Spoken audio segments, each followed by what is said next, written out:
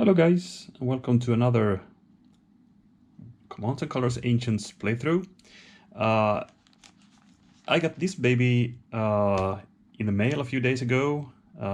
This is the official CDG Solo System from the GMT Games, based on Stuka Joe's Solo System. So this is kind of the official package from GMT Games. Actually, if you are also interested in this, you can download it from the GMT sites. They're all the PDF files and all that ready, so you can just print and play it. And of course, you need to create your own die as well, the Fate die, as I have done, if you have seen my previous videos. But I'm really happy I got this actually for a few reasons. First of all, as you can see, it actually supports quite a few games.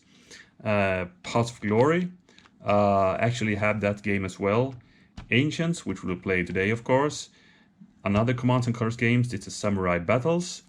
Hopefully we'll get into that someday and do some replays. We have a game called Washington's War. Unfortunately, I don't have that game yet, but I have it actually on a pre-order, I think, at GMT Games, because this is something I really want. Caesar, Rome versus Gaul, I have this game. Maybe we will play that someday. And for the people, there's another game I don't have actually yet. I could for sure imagine that I will order that one day and maybe play it. And funnily enough, there's actually another game supported here, but it's not shown here. And it's a sister game to Path of Glory. I think its name is Illusions of Glory, which is covering the Eastern Front. Path of Glory is covering the whole kind of, or maybe you could say all the theaters in the First World War. Illusions of Glory is more zoomed into the Eastern Front. I actually happen to have that game as well. Most of these games I haven't ever played that I have. For me, Path of Glory I have played, I think, once.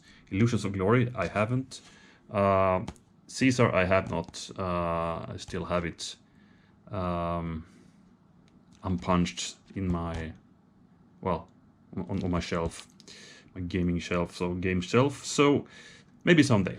Anyway, as I said, very happy I got this. So I now got the official sheet for this game. You know, I had this printed out thing. Now we have these results for the Fate die here. Okay, these are no fancy stuff. It's what we have seen already with the hand size difference, how we should handle that. You know, if one side have one more card, they get another card in slot A, so they have two cards there instead of one. Otherwise, I don't think there's too much that we haven't seen. There are some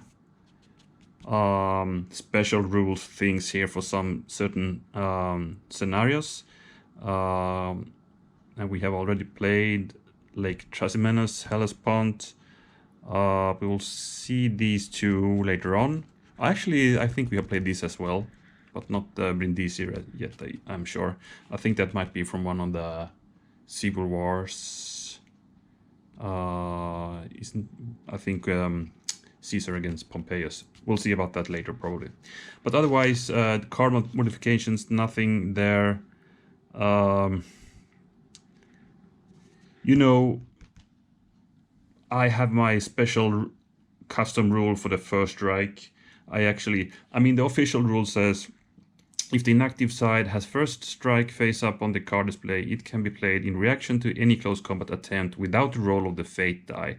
Once the card is played by the inactive side, replace the card with a face down. Okay, so the official rule just has the first strike over there in the card slots, but I put this card aside and then I roll a die if I play it or not, as you probably have seen me done a few times already. I like that because it's gives more of that unpredictability of when a first strike is played. instead of you just deciding to do it on the best occasion. So I want to roll it so it's a bit uncertain, so you cannot kind of plan your attacks accordingly when playing solo. You don't really know when the opponent gonna play it, basically. But using my system with rolling a die for it, heavier units have a bigger chance to play it because they will also play it with a sword roll. And if you have a leader, you know, you have also a bigger chance to play it, because then also this is a valid result triggering the play of the card. So that's it. Okay, so the second reason I'm really happy to starting playing with the official one is now I got the official die, right? So now we're gonna roll this one instead of my clunky homemade die I made for this. Some rally. I'm really happy about that. So now we have some nice rounded corners, so we can get nice rolls. And yet another reason, which maybe I'm most happy for, is these official, you know, card templates or whatever they are called. You know, I had this printed out in these more European, maybe A4 standard. So the paper where the cards were put upon was more, you know, cramped and it was crowded, and you know, the cards got overlapped and all that. Now there's nice space, good space for each card, so no crowded things here, looking nice. And as you can see there, we will see two cards in slot A for the Spartacus side, or the slave army side, so I just put it along the A slot there. So that's cool. So we're gonna play with this one, I said, so I can put that aside, and we have this nice one. I'm gonna put that aside as well, and then let's start checking out what we'll play today. So today we'll be looking at Picenum 72 BC. So this is during the same year as the previous battle we did, Mount Garganus, where we saw Crixus battling against Gellius, who is also appearing in this battle. So if you remember, the slave army got split into two parts. Not 100% sure why that happened, but probably there was some disagreement between Spartacus and Crixus. Crixus wanted to stay in the southern parts of Italy to raid some more, you know, in these you know, previous Greek rich towns that were down in southern Italy. Of course, they were Roman at this point of time, but anyway, they wanted to stay there, while Spartacus wanted to move northwards. So they split their armies. And so why did Spartacus want to move northwards then? Well, I'm not sure it's really clear why, I mean, the reason for it. One thing could be that he pretty much wanted to escape from the Italian peninsula, because he knew probably that the Romans would sooner or later gather up such a great force that the slave army couldn't, you know, stand against it. So maybe he wanted to get away before that happened, and yeah, pretty much save his skin and also his fellow skin. So that could be one reason. Second reason could be actually that he needed to keep his army fed and you know, content. So he wanted to go up and maybe raid some lands they haven't yet raided. They want more riches up north, right? And maybe also kind of threaten Rome a bit at the same time. So that could for sure be one reason, you know, basically foraging reasons and maybe raiding reasons. And there's also another reason mentioned, that he wanted, kind of like Hannibal, like 140 years previously or something like that. He wanted to, you know, get some allies probably in the northern towns and cities and villages. But as I have learned, Spartacus was not really successful in you know, converting the towns of more northern and middle part of Italy into his cause. So he didn't get that much support. And we are now in Picenum, which is kind of in the eastern parts of Italy, in the center parts. And I think he didn't get that much support here either. I mean, at this time, these lands were quite loyal to Rome. I mean, also, if you look at famous people coming from here, actually, this is the home territory of Pompeius. So he was born in Picenum. So yeah, that was not a huge success in that way for him, and eventually he had to go down southwards again, actually, and he was really close to Rome while doing that. But that was a bit in the future, because even though that in a strategic way maybe that was not too successful for him, he made some true efforts here. So when he moved north, Gellius, who did battle against Crixus in Mount Garganus, so he was positioned south of Spartacus' army, he gathered up his army, and they of course got good morale since the big victory against Crixus, where also Crixus were killed. So he gathered up his army and started to pursue Spartacus. So he, kind of blocked his retreat path. At the same time, Lentulus was moving to block, Spartacus' way up north. So in Picenum, Spartacus was kind of trapped between two Roman armies here. And I mean, and these were huge armies. Both Gallus and Lentulus armies were really, really, really big. So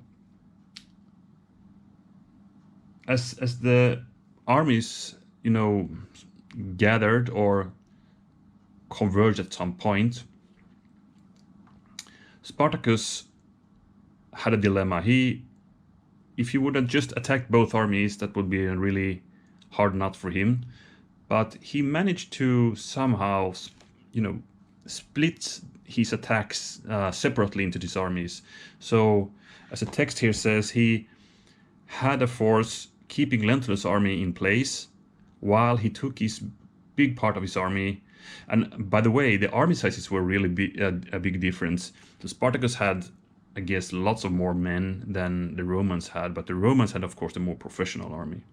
So they were quite outnumbered here, the Romans, though. So he could leave quite a big bunch to hold Lentulus in place, while Spartacus took the big path and attacked Gellus. With big success, he managed to rout Gellus, so he could then, turn this part of his army facing northwards and then crush Lentulus also. So he did a classical nice, divide the enemy, fight them where they were while they were in smaller pieces, so to speak. So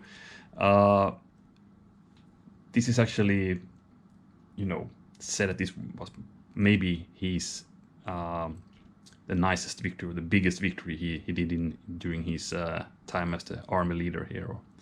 So a good victory there.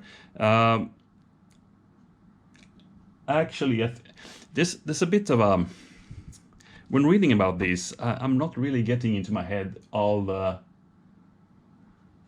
chronology of things that happened here, because there was another battle also then, because after the first encounter, Gellus and Lentulus, both of them actually survived this battle.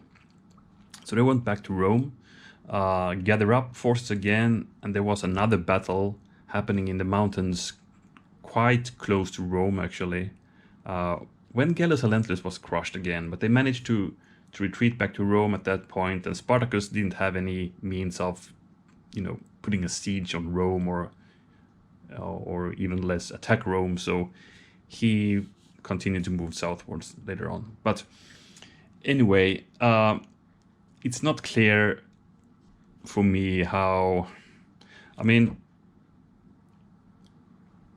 okay, this is of course the Commands and Colors system, so while we see Gillis here and Lentulus here side by side is probably more of a game, technical thing. You could put the slave army in the middle and then have one army here and one army here, of course, but it could be a bit weird and give the slave army too much disadvantage here. But I mean, that's what's confused me here, because kind of it feels like this is the later battle where Gillis and Lentulus have already been in Rome, gathered up more troops and attacked again in the mountains. But I'm not really sure. I think this is the first encounter that I talked about when Gillis was pursuing Spartacus and Lentulus came from the north and battled them separately. Anyway, big victory for Spartacus here. So let's have a look at the War Council. So slave army leader Spartacus, 6 command cards. Roman army, Gellius and Lentulus. By the way, I'm not sure I mentioned, but these are of course consuls. So that's also why they had these big armies, because they sent. I mean, that's also, tells how important Romans started to think the Spartacus revolt was. Sending both consuls to meet him. That's a big thing, right? Anyway, they get 5 command cards. So as we saw already in the card slots there, we have Spartacus with 1 extra card for this battle in slot A. The Romans will actually move first. This is a big one, 8 banners. So I expect we will see maybe a long battle, actually a long game happening here. Then we have some special rules. The Roman player, any command card that is played may only activate units in one army, Lentulus or Gillis. The elements of a command card cannot be shared, and units cannot change armies. So that's why I put actually the old gray ones here on Lentulus side, and Gillis will have the red army, so they cannot be mixed.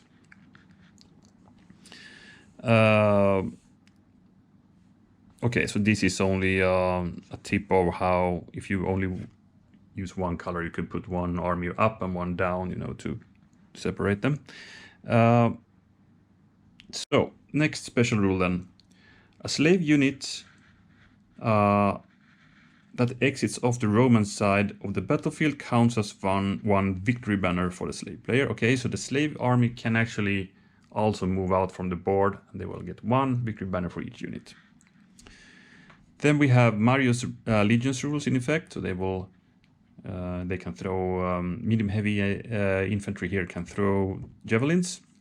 I am Spartacus slave player rule is in effect, so if the slave army will get I am Spartacus card, they will actually roll 2 additional dice, so it will be 8 dice actually for the Spartacus player. Then we have something called rolling fire rules in effect. So let's have a quick look what that means actually.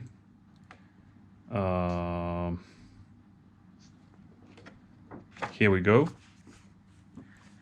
Rolling fire rule.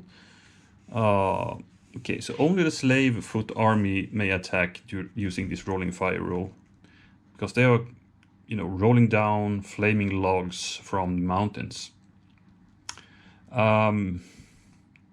Yeah, maybe you have seen the old movie, Spartacus movie, when it's kind of seen there how they did it, right? They rolled down these or the logs on fire, some guys running with them, giving them more speed all the time. So that's what we're gonna see here.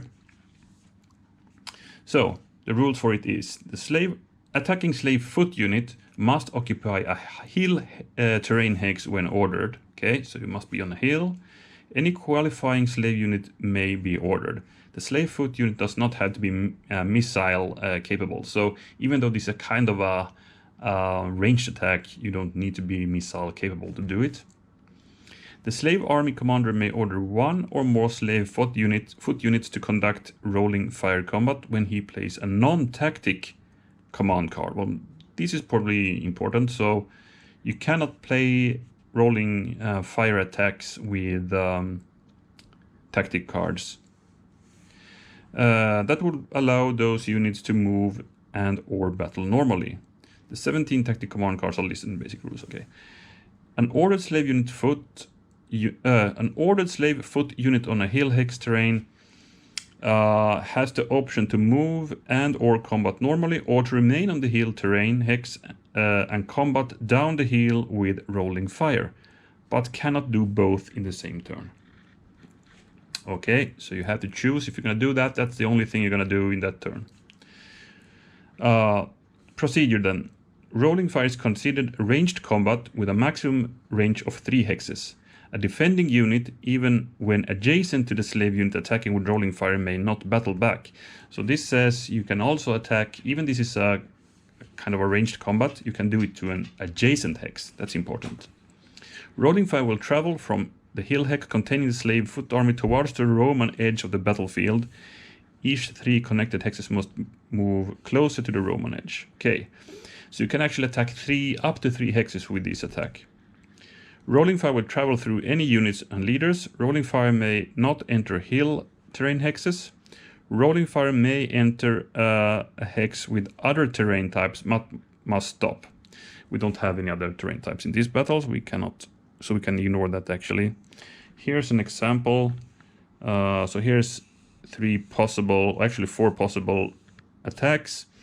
One would only affect 2 hexes because it ends up in another terrain than clear. Is there anything else here? Yep. 2 battle dice are rolled against each unit in the 3 target hexes. 1 hit is scored when a symbol unit matches the unit type. Sword and helmet are ignored. Flags may not be ignored. As an extreme, okay. A leader alone in a hex cannot be attacked by rolling fire, but must evade immediately 1, 2, or 3 hexes back. The slave foot unit that attacks with rolling fire must lose 1 block after a rolling fire attack is rolled. Okay, that's probably what I'm talked about. That they actually did, detaching some units running with those logs. So you need to remove 1 block if you do that. The unit has lost the slaves who went to heroic death rolling those flame. Oh, exact. It says exactly that. Okay, so that's it. So I'm not sure if I'm gonna use that. I might send some unit along the center ridge here and maybe do some rolling attacks to the sides, and then they start rolling towards the Roman side. But I don't see the big thing with this actually. Okay, if we can find some really cramped Roman units somewhere, we could do it, but otherwise I don't see the big benefit here to do it. So by that, I think we could have a quick chat about some tactics. Okay, so when looking at the battlefield, it looks quite crowded, right? And it looks like the slaves are maybe more than the Romans, I don't know. But the actual thing is that there are more Roman units on the board compared to the slave army. So the slaves are actually outnumbered in terms of units here. And the Romans here are good quality. They have actually 1, 2, 3, 4, 5, 6, 7, 8, 9 of medium heavies. That's huge. They have 2 of these war machines. They have actually 3 units of medium heavy cavalry, 4 light infantry, so not a bad army. A lot of hitting power there. If we compare to the slave army, they have 1, 2, 3, 4 medium heavies and 1, 2, 3, 4, 5 warrior units. So pretty even, I say. No medium heavy cavalry over there. We have 2 light cavalry. We have 2 auxilia and 2 slingers, and that's it. So just, face to face, it would be quite an even fight, and maybe the Romans would get an upper hand in that fight actually.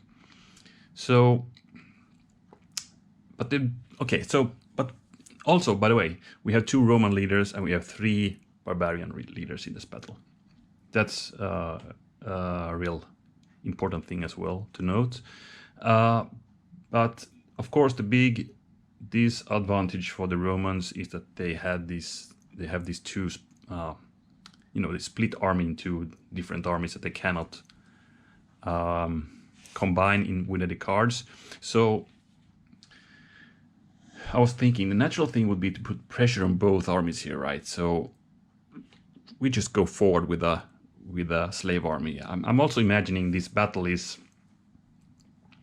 kind of the Romans are the attackers, but still Spartacus is doing this trick with attacking the one army first and then turning his attention to the other one. And I think we are on that point where he had managed to divide the army into two. That's why we have these two different colored blocks here on the Roman side. So I imagine this is kind of the phase where actually the slave army goes on the attack. So that's what I'm going to play a bit aggressively with the slave army. And sure, I think I could put some pressure on both sides. But I think if I look at two different parts, we had a better chance here to punch our way through. I think so, though. But this is a dangerous foe over here, the Roman guys here. But I was just thinking, if we can get our troops through here and we can start exiting units, we can get some victory banners through that as well, and kind of holding these guys in place. But if we at the same time would attack with both sides, the Roman response would be either here or here, not both. So if they, order the units here, we could get, if the cards allow us to, you could get 2 turns, back to back as the slave army player here, and close in first turn on both sides hopefully, and then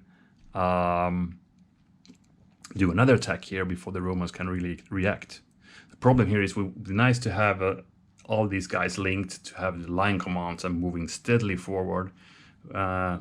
We don't have that from the setup. We need to move one unit, the warrior there, to lock the line basically. So that's something I'm gonna do. So try to put some pressure on both sides as the slave army player. But if I had to decide on either of them, I will go harder here. As the Roman player, I will try to gather up my forces so I can use more leadership cards, line commands and all that, and be able to punch back.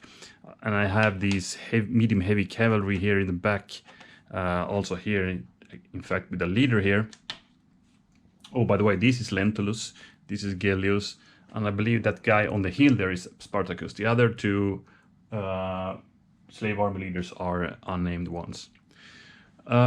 So gather up the forces. We could pound them with some heavy war machine fire while they, approach, and then just let's see how it goes. And as I said, I might use a unit or two that goes on this ridge as the on the Spartacus side, and they might do that rolling log flame, what is called rolling fire with the logs here. So let's see if we do that.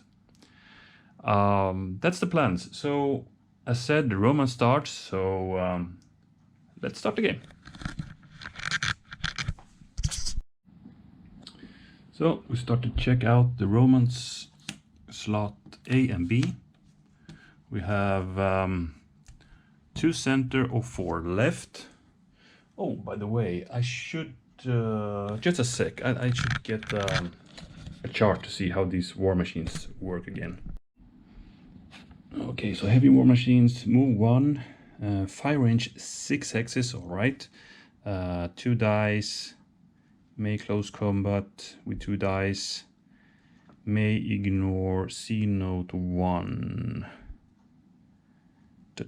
Okay, that's this one. Okay, they can get support and all that, fine. Then they have this evade thing when they're just removed from the battlefield The attacker rolls the dice, but if they survive, there's no victory banner dealt. Okay, got it. So then, let's do the first roll with the new fancy die I got from GMT Games. Let's see. That's an A or B, so it's the cards that we have up here. So 2 in the center would be something here or something here. We could link up here. Otherwise we would play 4 here. We might fire, and then we might also get our act together here a bit. Maybe we should do that. Let's do a big one over on the left hand side. So 4 units, I'm gonna fire. I might go up and throw some javelins, and I'm gonna link up the other guys here.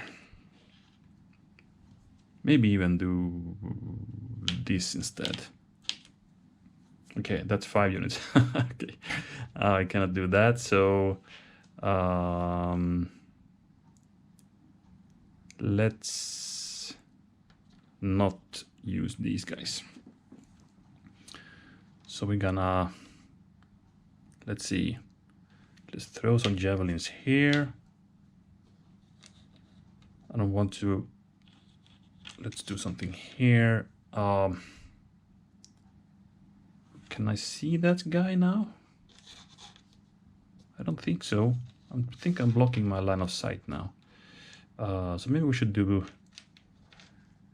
let's see, these guys were here right from the start. So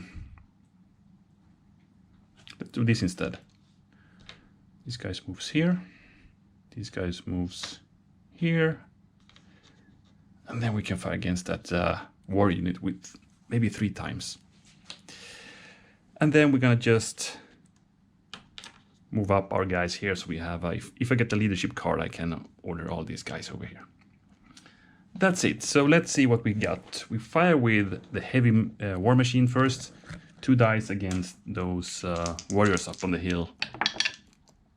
Nothing. Then throw some javelins from here against that same guy. 1 die. Nothing. Same with the other lights. Nothing. No hits. Too bad. Would be nice to get that special abilities from the warrior by getting a block from them. So we'll replace that one, and then we're gonna check what we have in slot A for Spartacus and B. So we have inspired right leadership. That would be this guy. We have medium units, which is a huge amount of units. We can order up to 6 of them. And then we have 3 in the center. Okay. Let's see what we get by the roll. We got an tactics card or lowest order count. We don't have any tactics cards, so it needs to be the lowest order count. So it's that would be 5 units, 6 units, and 3 units. We need to play the 3 in the center for Spartacus. So I might do what I talked about. Put these guys, you know, together to form the line. And I could actually move these guys forward. Or should we? We are kind of breaking the line then.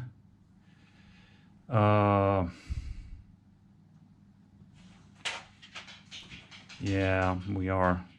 But we don't have any line of command in sight here right now, so I'm not sure I bother. Maybe we should stop pushing ourselves forward. I think so. So I'm gonna actually order also these 2 guys.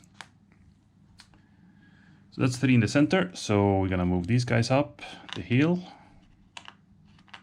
These guys start moving here. And these guys moves down here. This is Spartacus himself who takes, you know, the first steps against the enemy to show his fellow comrades, come on, follow me, let's get them. And that's it. Romance. Romans, Romans, Romans. They got the same result. So since we only have one up, I believe we can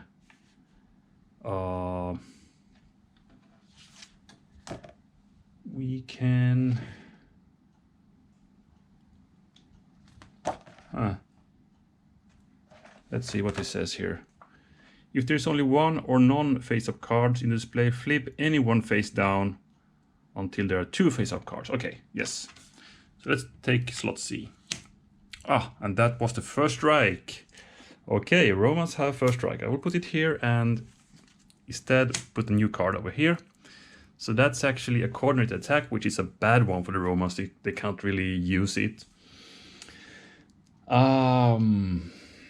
So lowest order count, but that would be, well, these would actually be 2 units or 2 units. So what should we do then?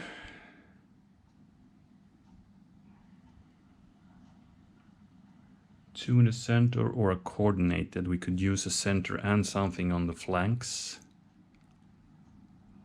Okay, let's do this. I played a coordinated attack. So it's going to be these guys from the center and these guys from my right hand side. And on the left hand side, I cannot play anything. So we have some fire to do. I'm going to attack Spartacus with 2 dice of a javelin attack here. And that's a hit. Well, that would be something is Spartacus will fall already for a javelin. Oof, and that was kind of close, but he survived. Good fire there from these light infantry. And these guys will fire against that warrior, 2 dice. No hits. Okay. Let's go over to Spartacus again. A or B for Spartacus. So it's these two we can choose from. So it's the leadership we talked about, and it's the medium heavies, and that would be up to 6 of them. So I think I might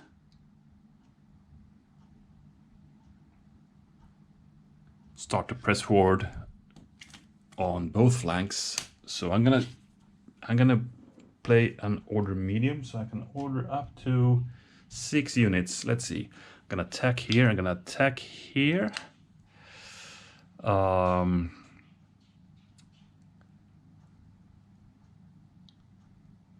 Let's also move up these guys. 1, 2, 3, 4, 5.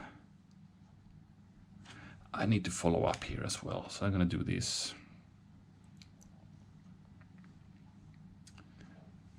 That's 6 units. So these guys will move down to scare off those lights.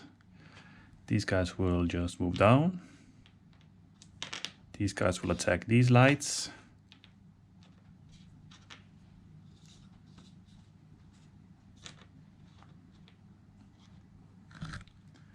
And I'm gonna move up these warriors to attack. These warriors to attack. And these guys will take 1 step up.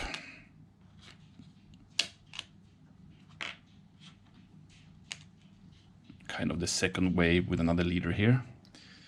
And that's it. So let's start over here. The lights will of course evade. I could play the first strike, sure, but I don't think I want to do that with the lights. So we're gonna evade and let those warriors roll their dice. 4 dice and green hits. We got away as the Roman player. Nice. Same thing here, we're gonna evade.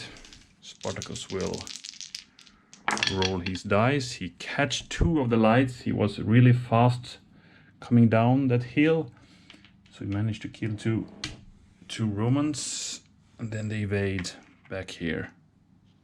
So these guys don't have any target anymore. Here, same thing, we evade, but we let those roll their dice.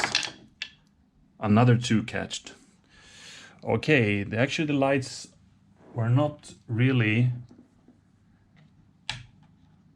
prepared for such a rush from the slave army side, right? They were thinking these guys will hold the position up the ridge, but suddenly they came down very, very hastily and catch a lot of, I almost said velites, but I mean light infantry, because we don't have really the velites here in the, as we had the Marian school, right? So, yeah, heavy losses for the light infantry. These guys were more prepared though. So a nice one from Spartacus there.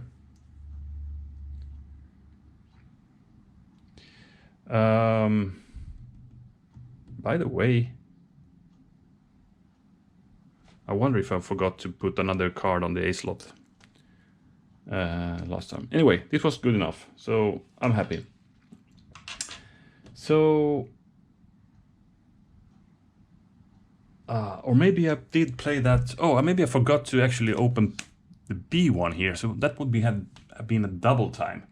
But let's save that one for the next one then. I'm happy with the medium troops actually, but the double time could be nice to have in the future as well. Could get some really quick charges happening soon. But now's the Romans. Tactic card or lowest order count. So you're gonna see what they have in slot C again. So we have no tactic cards, and we have 2 on the left and 2 in the center. Oh my, so 2 left or 2 center. We could continue to bombard these guys, or we could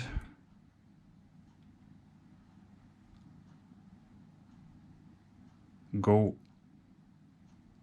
oh my. I mean, this will hurt next time. This will hurt next time for sure. If we do center.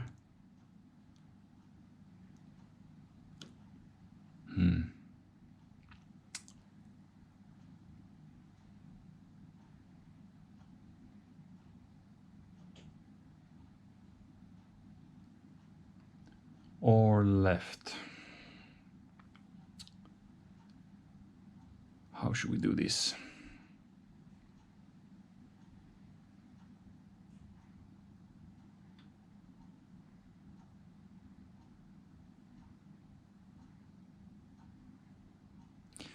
The thing is, one thing would be to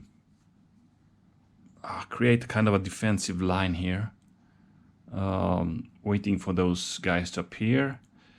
One thing would be to actually do one more attack here, right? I could fight against the warriors, and these guys could throw the javelins against maybe the warrior unit here.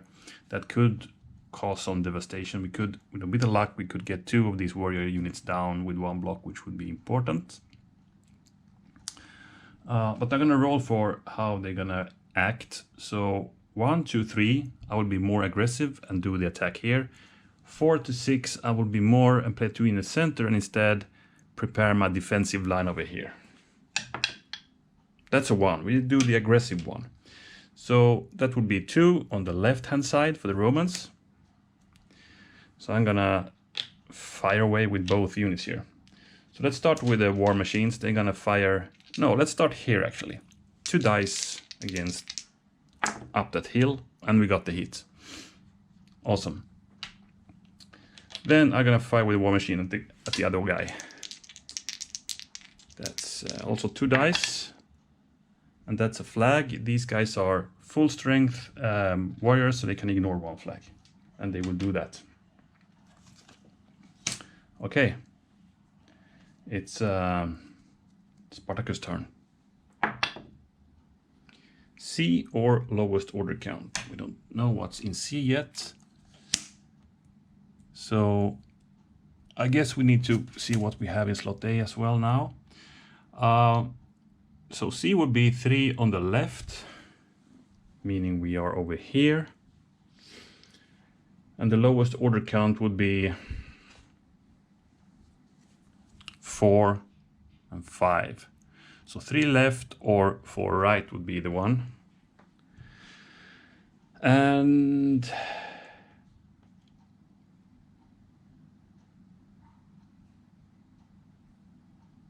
Huh. These guys are in the center, that's the problem here. But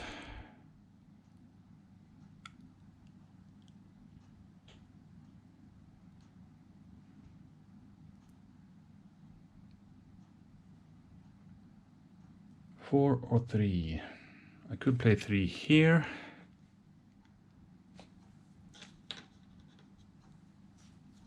We could actually attack on both flanks. We could attack the heavy war machines. They will of course evade, but still.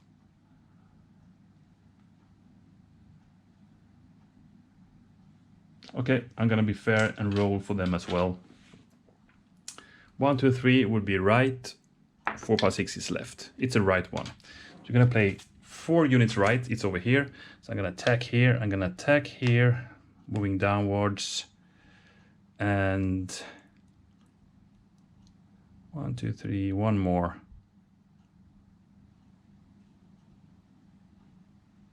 Let's take these ones. So here I'm gonna attack. Here I will attack. These guys will move down. And these guys will move 2. They cannot battle when moving 2. So we attack here. These guys will evade. We will roll 3 dice this time, since we're not full strength anymore. These guys got away, like so. These guys will attack here. These will try to evade now. I'm gonna roll 4 dice. If I roll 2 reds, I got them, otherwise they will evade. Okay, no reds. So these guys evaded, but they will not count as losses. And that's it. At least we got that pesky war machine out of the way. I know it's a room play. I had the first strike, but I'm thinking I won't want to play that yet. I do that when we come to the more important battles, when I don't want to evade anymore, basically. So that was the Spartacus player. Now we go to the Romans again. A D or E for the Romans would be an outflanked, which is a bad one for us, or 2 units center, because we cannot order from both flanks. So which is more important now? I think I might want to... Well, this is the thing for the Roman player. They have difficult to get things happening on both sides, right? We could do attacks on both sides actually by doing the... No, I cannot. Even if I play 2 in the center, I cannot order from both armies. This sucks really. So what should we do then? Which flank is more crucial? Maybe we should hit hard here now, with playing 2 in the center, or we play 2 over here. Yeah, I'll play 2. I'll play the outflanked, and I'm gonna order units on my left hand side. It will be these 2. So I'm gonna march up and attack here. First attack from here. That's 1 hit and a flag. Now, do I want to take the flag voluntarily? This means these guys won't have any... cannot attack me. I think I do. So these warriors actually retreat. Meaning we could gain ground as a Roman player, but I'm not too interested. These guys could still throw their pila with 1 die. So we're gonna do that. No success. And we managed to push back the warriors and keeping a nice line with the leader in the background with his cavalry riding back and forth and telling his army to hold firm, do counterattacks. So let's play also the Spartacus turn. That's an A or B. So now we have, let's see, we have 3 right over here. We have a right hand leadership, this guy plus these 2. And we have a double time. That would be 4 linked units that could move 2 and attack. We could do these 3.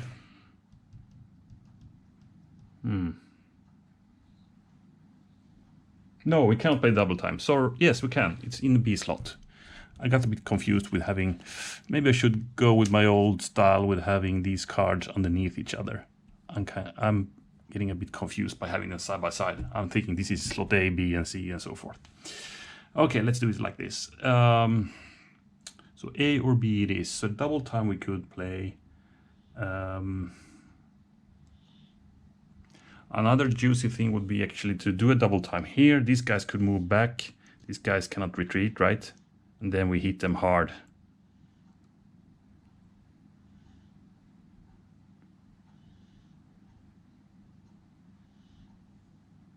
That's not too bad of a choice.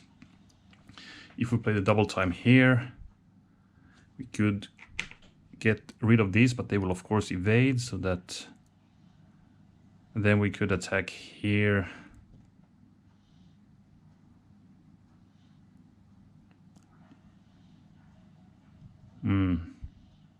I think we have a better chance to kill some units here with the double time. Otherwise, the leadership here, that would not give me the same effect. And 3 here, same thing. But we could continue pressure, put the pressure here if we do the double time first. Let's do that. So we play the double time. These 3 units. These guys will now go 3 hexes. 1, 2, 3. These guys will go 2 hexes. 1, 2. And these guys go 2 down here. Here we go. And I'm gonna start here, attacking here. Or actually, since we have this first strike, I could choose, but in this case, I will not roll for it because I would attack with these guys first anyway, because I have the 4 dice to roll. The only thing that could keep me from rolling these guys first is that if these guys could soften them up, we could attack, kill them off, and then do a bonus combat. So maybe that's something we would do actually. We might attack here first. Let's do that.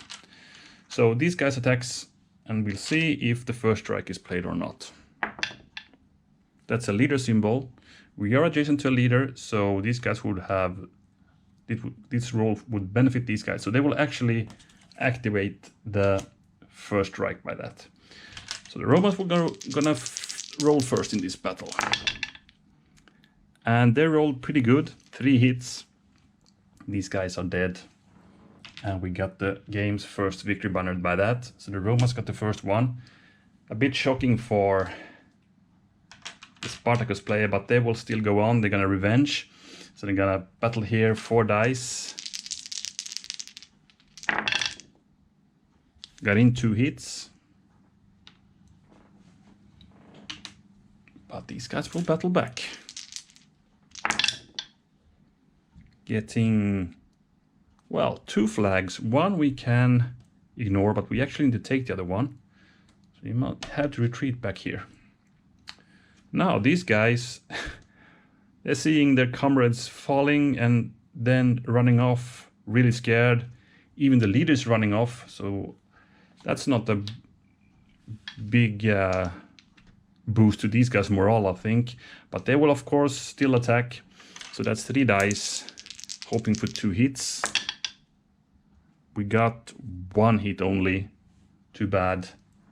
A bit bad rolls there, actually. And they will battle back, 4 dice. Getting, 3 hits, since we are still adjacent to leader. So these guys are also killed. And the Romans will get the second banner.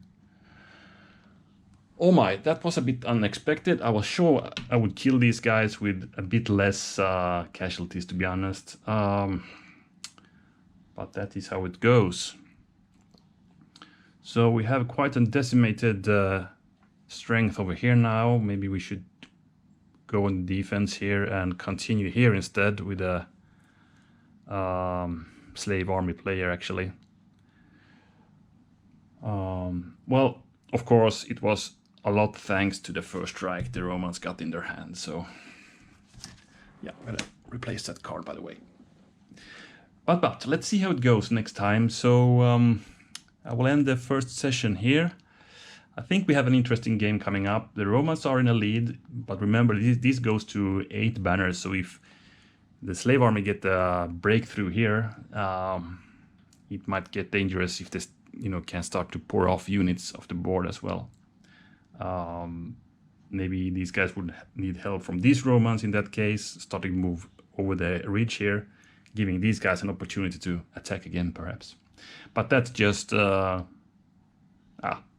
we don't see that happen.